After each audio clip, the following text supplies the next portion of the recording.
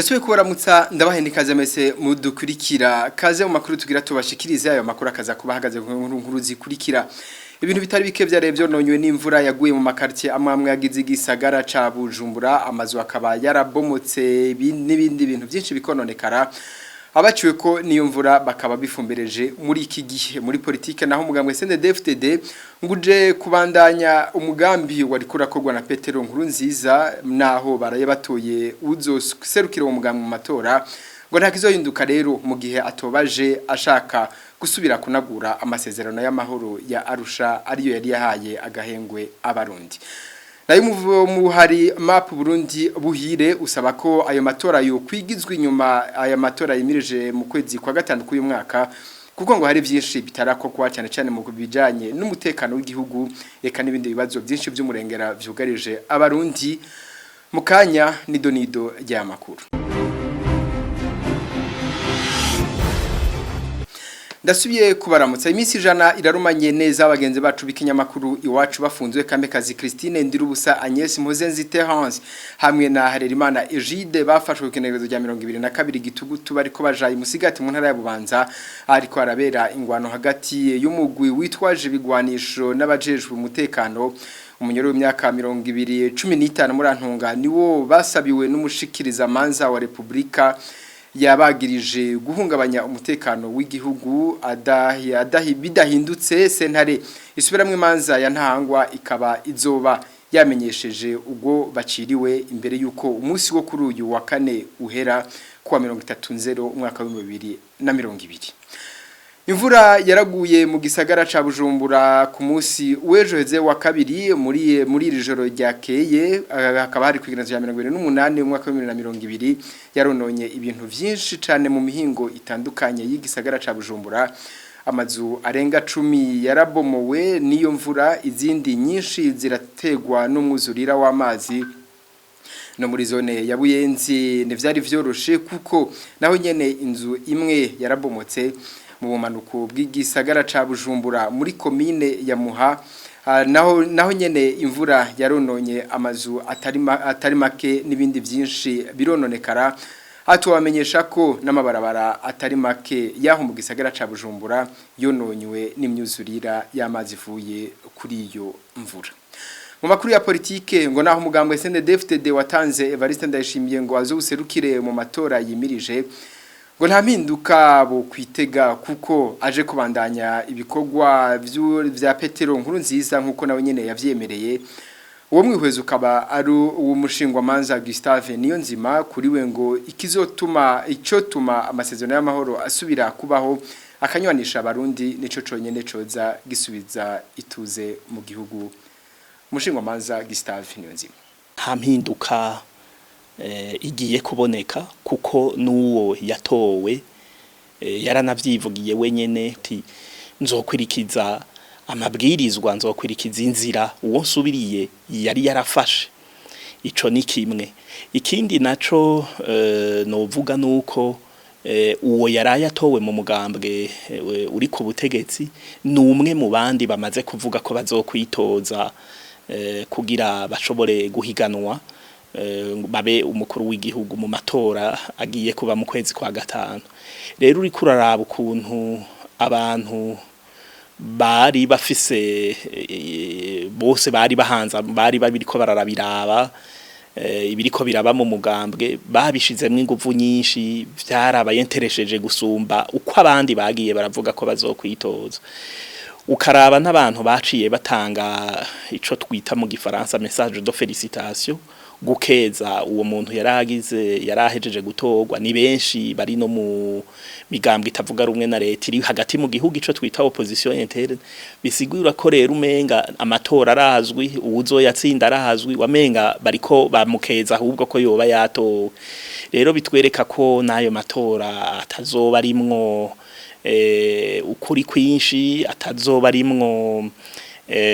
novuga gute la transparence l'équité kwari libre et démocratique ni bintu rero twebwe tubona ko ari vya bindi nyene atakintu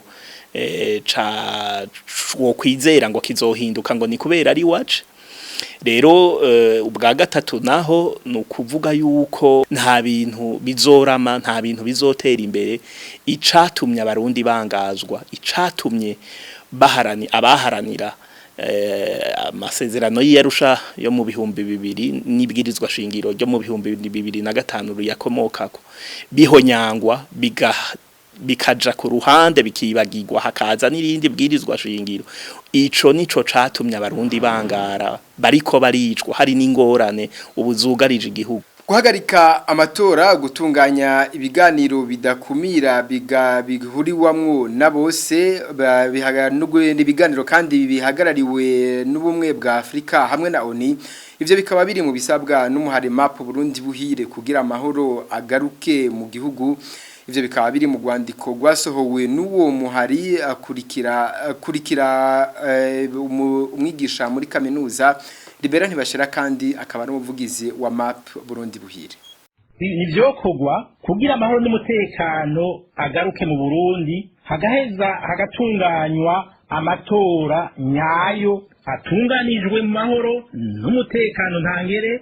no mu burenganzira bw'imigambwe yose kwiyamamaza bataburabujwe n'inzego z'umutekano canke imbonerakure ivyokorwa rero navyo biri mu bice 10 ubwa mbere guhagarika amatora yo mu bihumbi 2020 ubwa kabiri ihuriro mpuzamakungu ku masezerano y'Arusha kugira ayo masezerano agarukirwe hamwe n'ibwirizwa nshingiro yakomokako ibiganiro bidakumira vyobera hanze y'u Burundi birongowe n'ubumwe bwa Afrika na Nations Unies inteko mpuzamakungu zoza gufasha mu mutekano w'abarundi bose gushiraho inzego z'igihugu shasha zotegura amatora atunganijwe neza itangukanwa ry'impunzi no gusubiza mu ngo zabo abahunze bose nirekugwa ry'abanyororo bapfungiwe ubusa gutegura imigambi n'imigabo y'ukubaka ku Burundi kugira tubuteze imbere hamwe n'umugambi ugufasha abazoba bahungutse gutegura ibijanye n'amatora n'ibijanye n'ingene abarundi bobana kumiri uwundi hamwe rero n'ibwirizwa nshingiro rishasha ryo kwandikwa n'itegeko rijanye n'amatora hamwe no gushiraho umugwi wo gutunganya amatora meza teguwe neza kandi uwo mugwi ukaba wigenga muri iyo migambi rero 10 wanyuma gutegura amatora atunganijwe neza mu mwidegenzo ntangere mu burenganzira bw'imigambo kwiyamamaza n'umurundi wese agatora ikiri ku mutima ata mutima uhagaze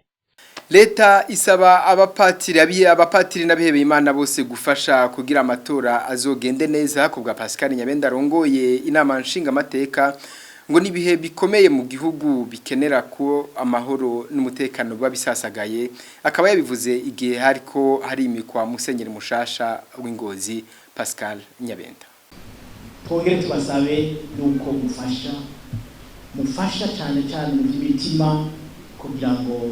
urubanza twimirije w'amatora urubanza ruhambaye mu buzima bw'igihugu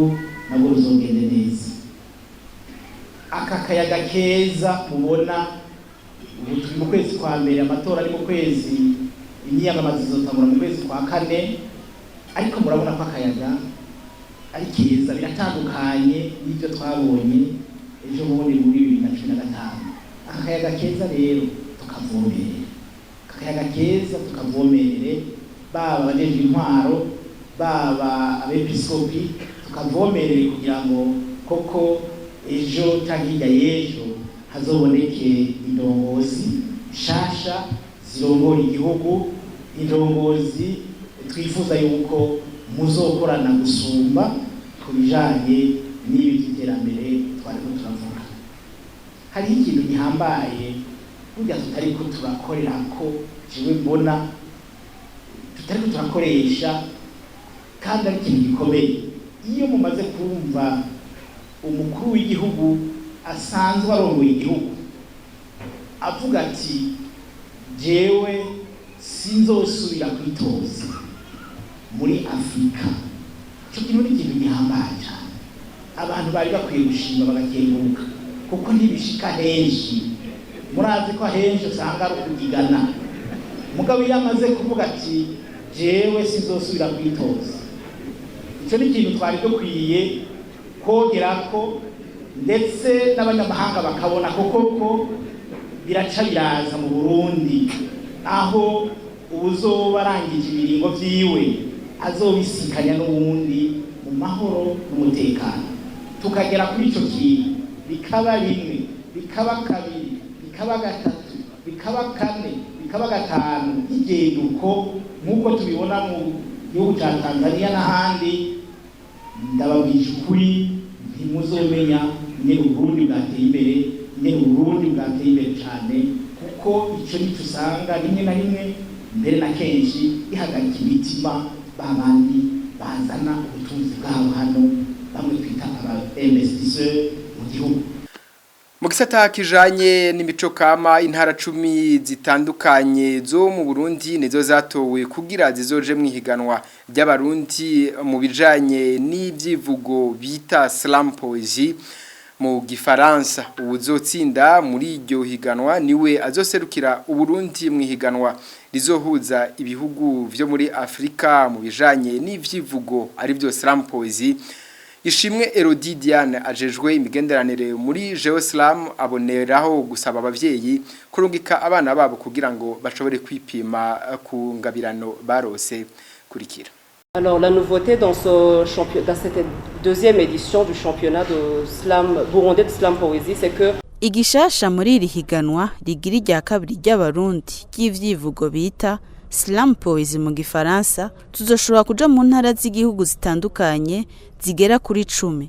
Igitandukanye n'ihigano rya mbere twagize nuko twari twarigiriye i Bujumbura gusa ariko hakaba harimwo abaserukira intara bavamwo nico bitandukaniyeko. Ni mu ntumbero yo gutora ubuzoserukira Uburundi mwihiganwa rizohuza ibihugu vyo muri Afrika mu bijanye n'ivyivugo. Ingorane duhura cane nukubura abashobora kudufasha mu vyo dukora vyose. Nobaha nk'akarorero kuronka uburyo kugira dushobore kwiyunguruza tuja mu zindi ntara canke kugira dushobore gutegura neza amahiganwa. Ariko iyindi ngorane nuko hariho abavyeyi badatahura icarico slam poesie batabona akamaro kayo. Tuboneho akaryo ko guhamagarira abavyeyi bose ko boreka abana babo bakabona ico nabo bashoboye biciye mu ngabire bafise.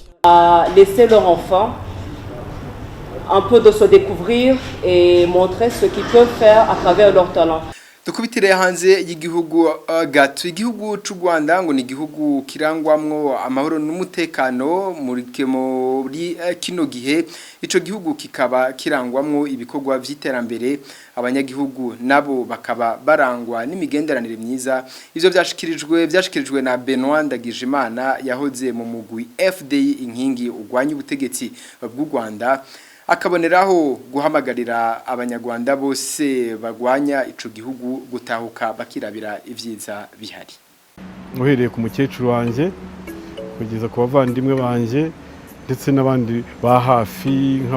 nk'abaturanyi cyangwa se babyara banje bakampa amakuru yo mu gihugu. Bambwiraga bati u Rwanda ruragendwa, u Rwanda nyine amahoro yaragarutse, hari ibikorwa by'iterambere, abantu barasura nuko bisanzwe,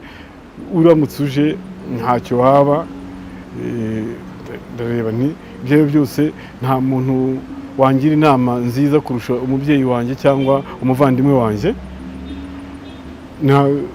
Nafashe rero icyemezo cyo guhagarika ibyo bikorwa kubera ibyifuzo navanye mu muryango wanjye. Umuntu utavuga rumwe n'ubutegetsi cyangwa se umuntu udaheruka mu Rwanda, icyo namubwira ni uko u Rwanda rwakomeje gukataza nyuma y'aho turuherukiyemo, kandi ko u Rwanda ari igihugu kirimo amahoro, umutekano. Nsanga nagombye kuba narafashe icyemezo cyo guhagarika ibikorwa bya opposition nyuma y'igihe gito kurusha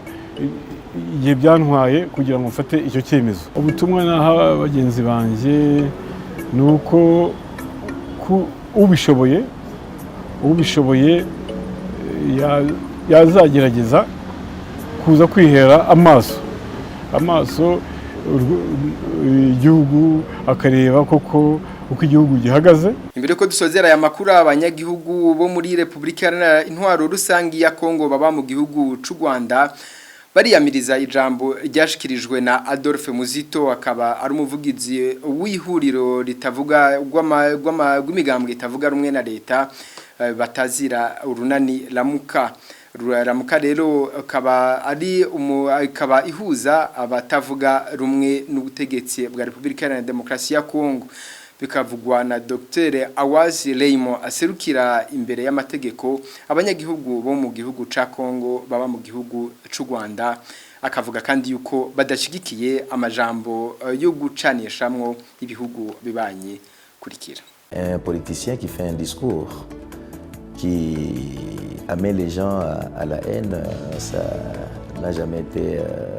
encouragé. Umunyepolitike avuga ijambo agashaka kubibugwanko mu bantu nta numwe yigeze amushigikira. N'inararibonye zaramubwiye ko ivyo yavuze birabawe. Nanje novuga ko afise uburenganzira bwo gushikiriza ivyumviro vyiwe, nkavuga ko nanje birabawe. Mugabo nk'umunyagihugu wo muri Kongo aba mu Rwanda sinifuza na gato ko hoba imishamirano mu bihugu bibiri bibanye. Nashaka kuvuga hanini ko hamwe n'abagenzanje tube maso na cyane irikoreshwa ry'imbuga ngurukana bumenyi kubera ku mbuga ngurukana bumenyi habamwo vyiza na bibi. Nugufatamwo vyiza bishobora kutugirira akamaro bigumiza imigenderanire myiza mu bihugu bibiri. Muri ibi bihugu bibiri kubera dusanzwe turababanye dutegezwa kubana. We tuzovaho ariko isi izohaguma. Abarongozi bazovaho kandi bazosubirirwa n'abandi bashasha. Gushira imbere imishamirano ntaco bitanga, ariko gushira imbere ibiganiro niho hava umuturama nivyo dushigikiye. Et donc aller dans la confrontation directe, non. Par contre, aller dans le dialogue, plutôt dans le dialogue, oui. Nous encourageons ça.